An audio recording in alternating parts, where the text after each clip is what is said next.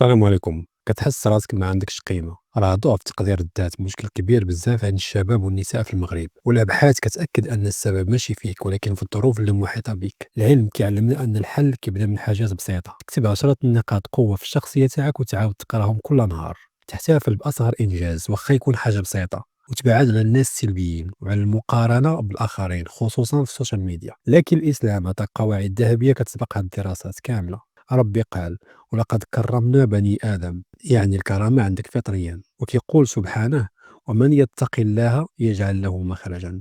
الثقة ماشي في المستقبل الغامض ولكن في التوفيق ديال الله. والرسول صلى الله عليه وسلم أوصانا: انظروا إلى من هو أسفل منكم ولا تنظروا إلى من هو فوقكم، باش توقف في المقارنات اللي كتحطمك. وحتى الدعاء بحال اللهم إني أعوذ بك من الهم والحزن والعجز والكسل إلى آخر الحديث كصفي الداخل وكيقوي العزيمة. وتذكر دائما قيمتك جاية من الله،